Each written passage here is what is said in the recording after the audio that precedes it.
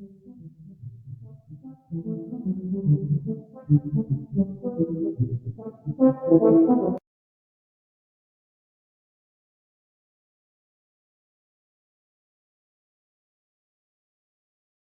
bienvenue dans ce nouveau tutoriel où nous allons apprendre à créer un formulaire de contact. Alors, qu'est-ce qu'un formulaire de contact? Un formulaire de contact est une page permettant de mettre en liaison l'utilisateur et le service client d'un site web ou bien d'une entreprise, peu importe. Alors, dans ce tutoriel, nous allons utiliser deux technologies, à savoir le HTML5 et le CSS3. Ces deux langages vont nous permettre de réaliser le formulaire, juste l'interface graphique du formulaire. Il n'y aura pas de traitement côté serveur. Si vous voulez ce type de tutoriel, mettez-le dans les commentaires. Alors, sans plus tarder, nous allons commencer par coder notre formulaire. Alors, voici le résultat que nous devons obtenir à la fin de cette vidéo. Vous voyez, on a un titre, des zones de texte et un bouton de validation. Alors, voici une page blanche. Donc, nous commençons par le HTML. On génère automatiquement notre fichier HTML. On va mettre comme titre formulaire de contact. On va changer la langue par défaut. On va mettre le français. Et on va mettre le lien vers notre fichier CSS. Voilà. On fait une petite indentation pour que le code soit lisible. Ok. Bon, maintenant, nous allons commencer par créer une div qui va contenir tout notre formulaire. On va donner la classe form et heading. Cette div-ci va nous permettre d'introduire le titre du formulaire. Donc, on met contact, met HR. Ok. Maintenant, on va créer un autre div qui va contenir les zones de texte. Donc, string input. String input qui veut dire chaîne de caractères. On va créer le div.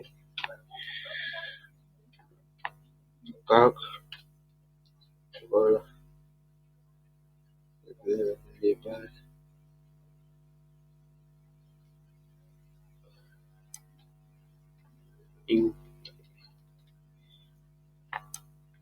Name, ça sera cette première zone de texte va demander à l'utilisateur d'entrer son nom. Donc, nous mettons nom, ceci, et nous venons là, input, texte. On va mettre nom. Ici, en ID, on va mettre name. On va mettre un place. Holder. Non. On va faire votre nom. On va mettre un peu grand là, comme ceci. Voilà. Votre nom. On refait la même chose ici. Ici. Et ici. Et maintenant, nous allons mettre là objet qui signifie la raison pour laquelle vous désirez contacter le service client. Donc, on va mettre subject en anglais. Sujet.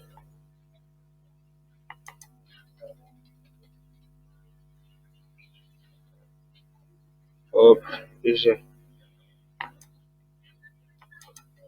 Voilà. Et là, nous allons mettre l'adresse.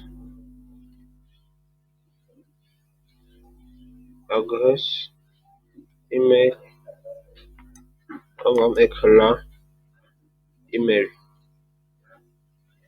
Si, excusez-moi, on doit changer la name.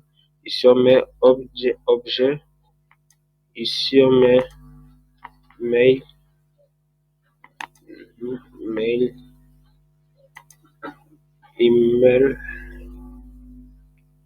Voilà votre adresse email. Et ici nous allons mettre message. On va abréger MSG pour dire message. Même chose ici. On va écrire message. On va mettre des points de suspension. Voilà. Bon. Voici ce qu'on a déjà obtenu et voici ce qu'on veut. Donc vous voyez, il y a encore du travail à faire. Donc maintenant, on crée la div qui va contenir cette phrase ici. Donc on va la prendre. Pour copier et coller, on fait CTRL-C pour copier et pour coller, on met CTRL-V. Vous voyez. On va avoir créé une balise P et on colle le paragraphe. Ok. Ensuite, nous allons créer une autre div qui va contenir le bouton de validation. Donc, on va mettre la validation button. On va mettre là. On va créer le bouton submit.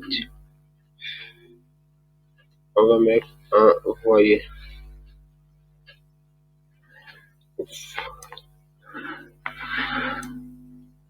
Voilà. La partie HTML de notre tutoriel est terminée. Nous passons directement à la partie CSS. Donc, commençons.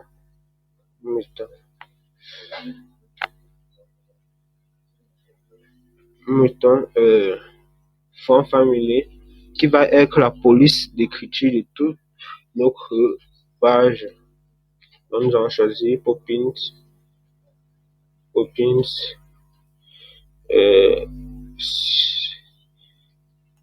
Pour ceux qui ont suivi les précédentes vidéos, vous savez pourquoi j'ai utilisé cette pseudo-classe sélection. Je vous invite à visionner la vidéo qui concerne dont le titre est changer la couleur de fond de la sélection, lors de la sélection d'un texte. Et vous comprendrez pourquoi j'ai utilisé cette pseudo-classe. Alors, on met background color. Background color, nous allons mettre le bleu. On modifie un peu cette couleur.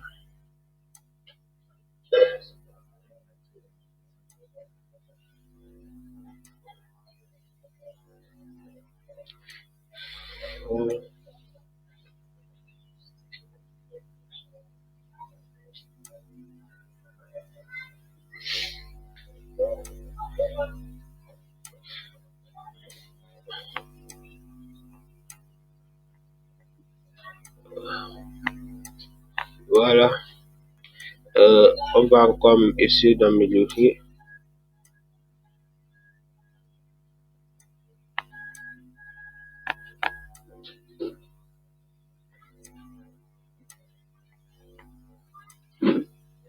Color FF. Alors, on body. Dans body, nous allons mettre beige et color. Voilà. Ok. Mettons display text, justify content, nous allons mettre center. euh, justifiant Domex Center.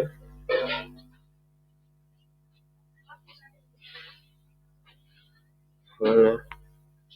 Et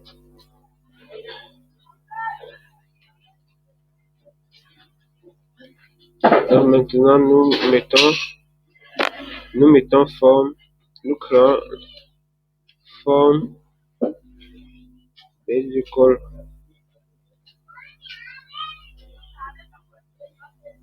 95 H. Voilà. Donc, au formulaire prend un petit peu forme petit à petit.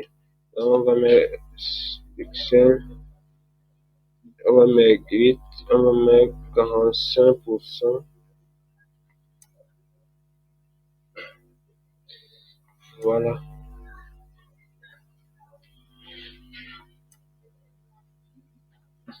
Ok. Maintenant, padding, nous en mettons padding, nous mettons 1,5 EM. Nous allons aligner le texte contenu dans notre formulaire à gauche. Voilà. Ok.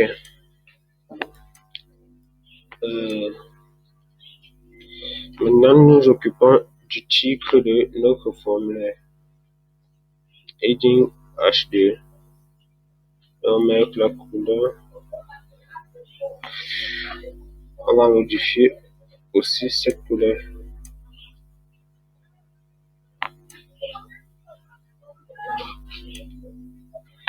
Bon, nous allons augmenter la taille. Nous allons mettre à 2,5 EM. Voilà. Vous voyez, ça a été ajusté. Bon, nous allons un peu diminuer là. Maintenant, nous allons nous occuper de cette ligne ici que vous voyez là. Nous allons faire en sorte qu'elle ressemble à celle-ci. Donc, nous mettons la heading HR. HR, nous mettons BG color. BG color, nous mettons ceci. Nous mettons 4 pixels, 8. Nous mettons 50 pixels. Float. On met en position relative. Faisons ceci, left, 0, top, moins 100 pixels, moins 100 pixels,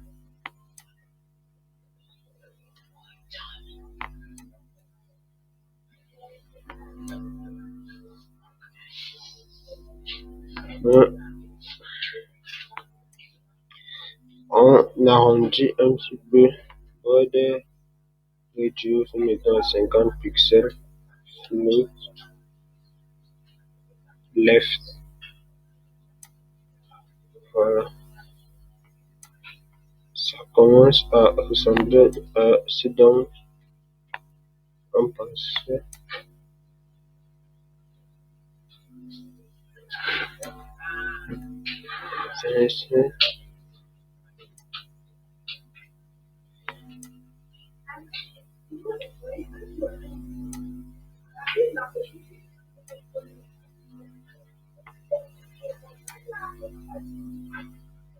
Voilà.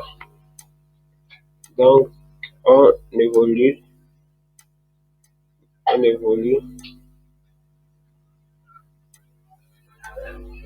Voilà. Bon, maintenant,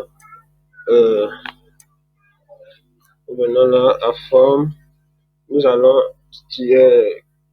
designer maintenant les zones de texte. Donc, mettons forme, on prend ceci. Nous prenons ceci, cette classe-ci. Et nous venons la coller là. Donc ça va faire Magento. Nous mettons 4 EM comme ceci. Voilà. Hmm.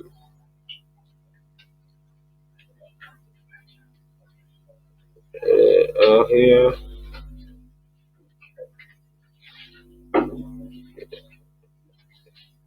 Pour créer des espaces entre chaque zone de texte, nous allons mettre 10 pixels comme ceci. Voilà. Il y a déjà des espaces qui se créent. On peut augmenter et nous venons là. On récupère cette ligne-ci. Nous mettons input là, accolade et, nous mettons 90%. Padding, mettons 1 EM. Border, nous mettons 1 border, nous mettons 0,8 pixels solide. Nous mettons le code de couleur et ça va nous donner ceci. Voilà. Donc nous évoluons. Donc nous allons augmenter la largeur là, 95. Voilà. On voudrait créer des espaces entre notre zone de texte et ce label. Et pour faire cela, nous allons venir là. On prend ceci. On vient là. Au lieu de input, nous allons mettre label et margin bottom, mettons 5 pixels.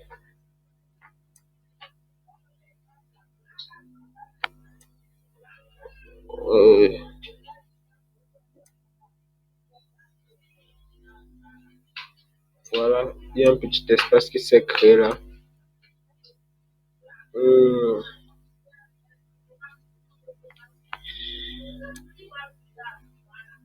Maintenant, nous devons nous occuper de ce bouton. Donc, nous venons là. Nous diminuons d'abord ceci.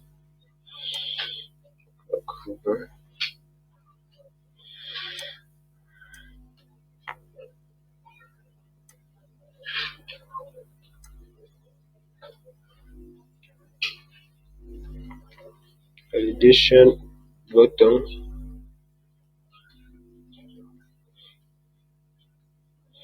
Et color, nous mettons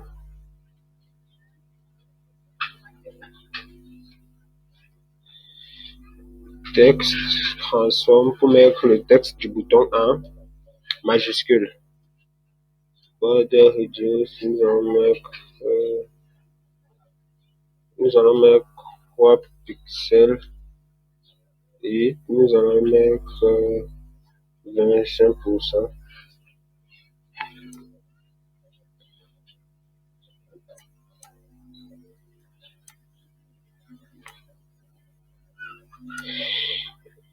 Je crois qu'il y a une erreur quelque part.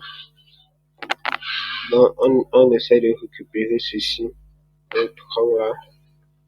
On vient le coller ici. On me faisant border, mettons non.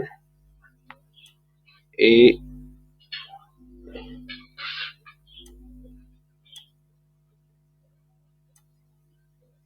ok, il y avait une erreur là. On doit lever ce area car le bouton ne fait pas partie d'une div, de la div ayant la classe area. Donc on enlève et on réactualise. Voilà, ça nous donne ceci. On va changer la couleur. Nous allons mettre du blanc. Et nous réduisons là.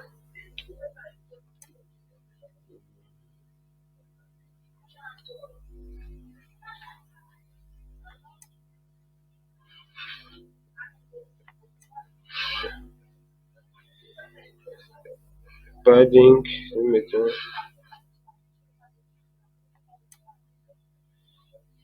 Voilà.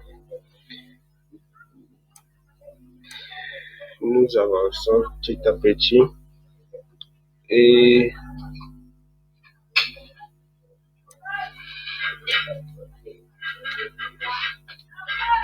qui sont, mettons, pointeur. Donc, voilà. Regardez un peu cet effet-ci.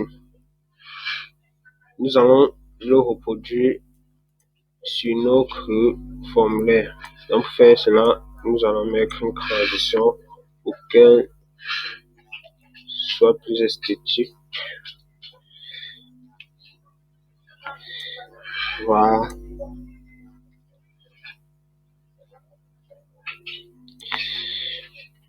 La pseudo-classe Hover va nous permettre de créer cette petite animation que vous venez de voir. Donc, on met color, mettons, voilà. Et quand nous allons faire, vous voyez exactement la même chose. Exactement la même chose. Qu'est-ce qu'il faut encore? Ah, la zone vos message. Vous remarquez que toutes les zones du texte ont les mêmes dimensions, mis à part la zone message. Donc, pour faire cela, nous venons là.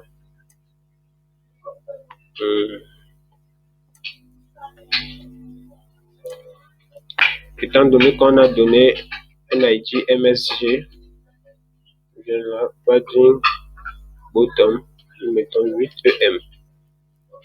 Et voilà, et vous voyez, ça a augmenté. Par contre, notre bouton est hors du formulaire. Pour régler ce problème, nous venons là à forme et nous augmentons l'épaisseur, mettant par exemple 85 et nous actualisons. Je crois que ça serait mieux 90. Voilà. Bon, notre formulaire est presque prêt. Lorsqu'on clique sur une zone de texte, vous voyez la bordure change de couleur. Donc pour faire ça, nous allons là.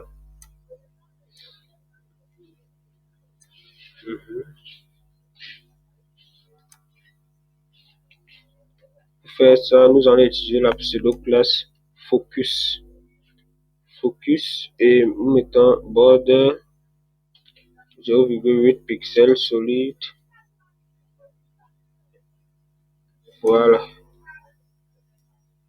Et quand outline ici, non. Voilà.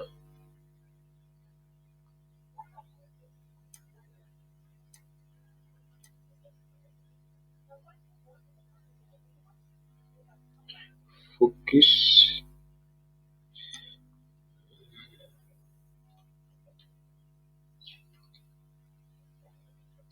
Non.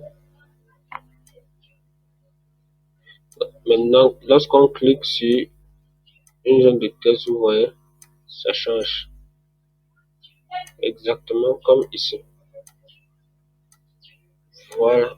Bon, je remarque une petite différence là au niveau de la police. Nous avons utilisé Popin alors que ici c'est ceinture gothique. Donc pour faire la même chose, nous allons revenir dans notre formulaire, venons dans notre code. Au lieu de Popin, nous allons mettre ceinture gothique. Voilà, vous voyez, c'est à peu près la même chose. Donc, mais il y a toujours ce problème d'espace. Pour régler, on va essayer de le régler. On va mettre 20.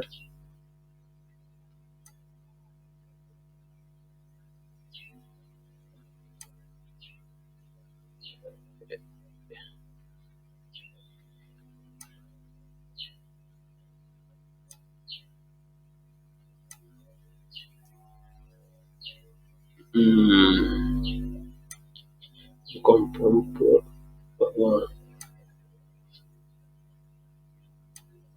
avec une de tomes, nous allons essayer de mettre un EM. Je vais voir ce que ça va donner. Bon, je pense que cette partie est terminée. Remarquez ceci, le, ce formulaire est responsive. Vous voyez. Ceci, c'est le formulaire de départ, celui qui nous servait d'exemple. Vous voyez, lui, il est responsive, c'est-à-dire qu'il s'adapte à plusieurs écrans, que ce soit smartphone, tablette ou ordinateur.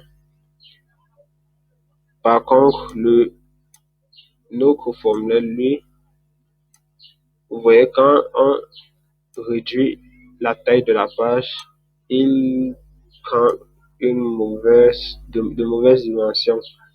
Alors, pour améliorer cela, nous allons découvrir une nouvelle notion qu'on appelle les media queries. Les media queries, c'est une notion en CSS qui va nous permettre de d'adapter les éléments de notre page à divers écrans. Donc, on fait le responsive, ça c'est un commentaire, ok. Donc, maintenant là, pour faire des médias, on met media screen. Voici la syntaxe de base. On met and ici, et on met entre parenthèses max 8 et 2 points, mettons 1000 pixels là. Voilà. Donc, comme c'est le formulaire que, comme c'est le formulaire que nous avons envie de changer en fonction des écrans, nous allons mettre forme et 8, mettons 40%. Donc, on vient là, on met 620 ici.